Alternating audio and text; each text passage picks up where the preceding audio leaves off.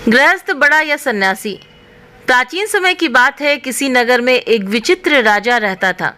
उस राजा की एक बड़ी ही अजीब आदत थी। जब भी नगर में कोई साधु या सन्यासी आता था तो वो उसे बुलाकर पूछता था कि गृहस्थ बड़ा या सन्यासी।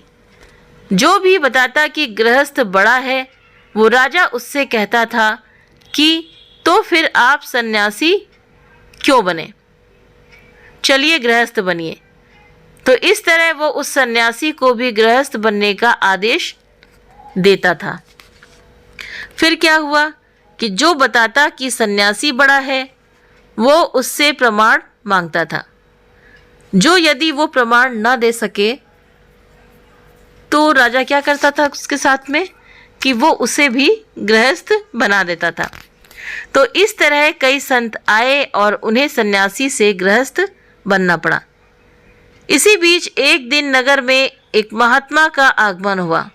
उसे भी राजा ने बुलाया और अपना वही पुराना प्रश्न पूछा, गृहस्थ बड़ा या फिर सन्यासी।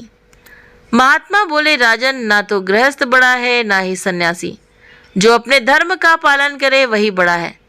राजा बोला, अच्छी बात है, क्या आप अपने कथन को सत्य सिद्ध कर सकते हैं? महात्मा ने कहा, अवश्य, इसके लिए आपको मेरे साथ चलना होगा। राजा महात्मा के साथ चलने के लिए तैयार हो गया। महात्मा जी उनको लेकर के दूसरे ही दिन दोनों घूमते घूमते दूसरे राज्य निकल गए। उस राज्य में राजकन्या का स्वयंवर हो रहा था। दूर दूर के राजा राजकुमार आए हुए थे। बड़े ही विशाल उत्सव का आयोजन किया हुआ था। राजा और महात्मा दोनों उस उत्सव में शामिल हो गए। स्वयंवर का शुभारंभ हुआ। राजकन्या राज दरबार में उपस्थित हुई। वो बड़ी ही रूपवती और सुंदर थी।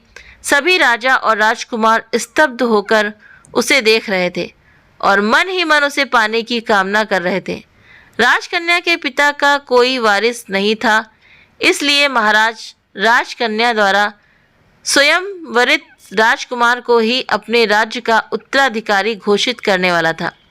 राजकुमारी अपनी सखियों के साथ राजाओं के बीच घूमने लगी।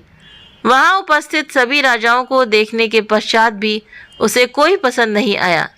राजा निराश होने लगे। राजकुमारी के पिता भी सोचने लगे कि स्वयंवर व्यर्थ ही जाएगा, क्योंकि राजकुमारी को कोई वर पसंद ही नहीं आया।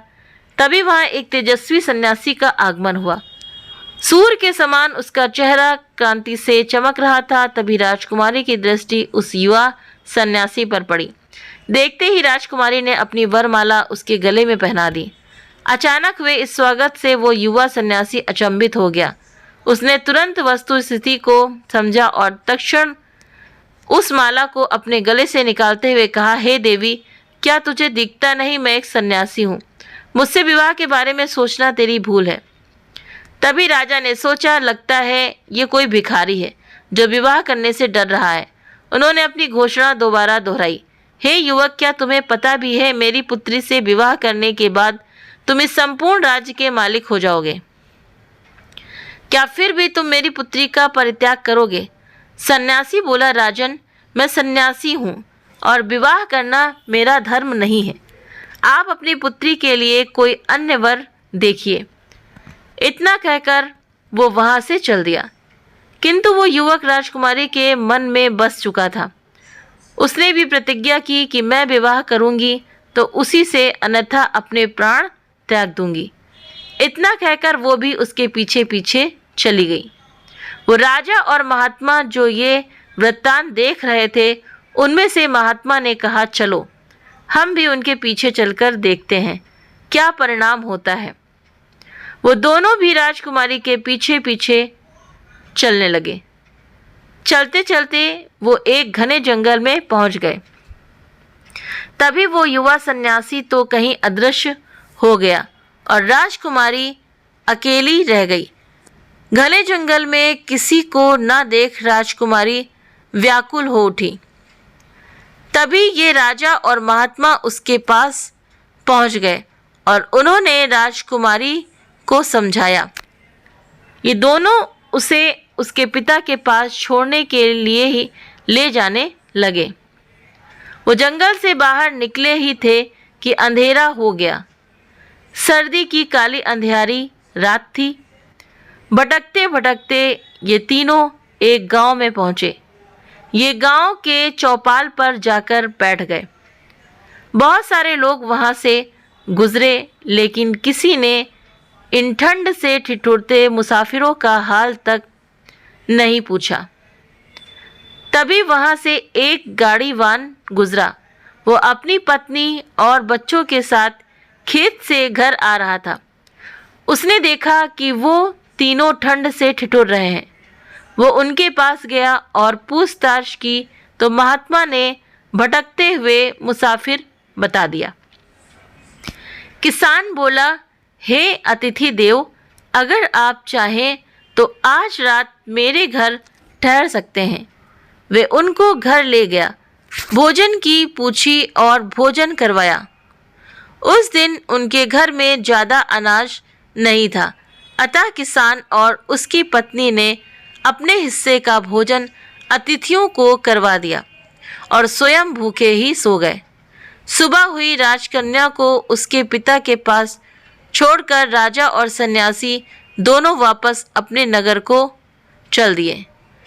महात्मा ने राजा से कहा, देखा राजा, राजकन्या और राज्य को छोड़ने वाला वो सन्यासी अपनी जगह बड़ा है और हमारे अतिथि सत्कार के लिए स्वयं भूखा सोने वाला वो गृहस्थ किसान अपनी जगह बड़ा है।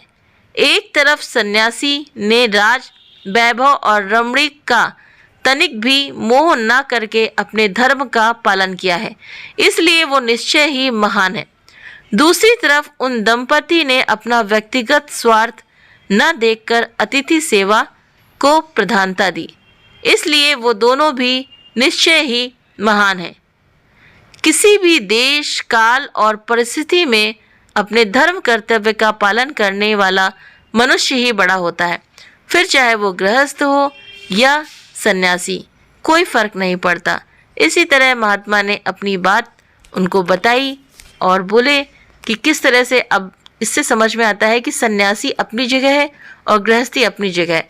जैसे गृहस्थ में रह करके जो सन्यासी हैं, जो चले जाते हैं पहाड़ पर, ऊंची चोटी पर, कि मैं प्रभु को सन्यास ले रहा हूँ प्रभु की भक्ति के लिए। लेकिन अगर आप गृहस्थ छोड़कर जा रहे हैं, आपके पीछे आपकी पत्नी होती है, आपके बच्चे होते हैं, आपके माता पिता होते हैं, तो जो पूजा पाठ जो आप वहाँ पे जा रहे हो हिमालय पर्वत की चोटी पर बैठने, तो वही काम तो आप भगवान का भजन सिमरन वहाँ करने से क्या होगा। आप यहाँ अपने गृहस्थ में घर के कामों को, अपने कर्तव्यों का पालन करने के बाद भी ये काम आप अच्छे से कर सकते हैं, यानी कि भगवान की भक्ति। इसीलिए गृहस्थियों को बड़ा कहा गया है। सन्यासी भी अपनी जगह बड़े हैं, लेकिन गृहस्थ को ही भगवान ने बताया है कि इससे आप का जो मोक्ष का द्वार है वो एकदम आसान हो जाता है। तो उम्मीद करते हैं कि कहानी आप सभी को पसंद आई होगी। वीडियो पसंद आया हो तो वीडियो को लाइक करें, चैनल पर पहली बार है सब्सक्राइब करना ना भूलें। आप अपने कमेंट करके जरूर से जरूर बताएं। आप सभी के सहयोग के लिए बहुत बहुत धन्यवाद, शुक्रिया।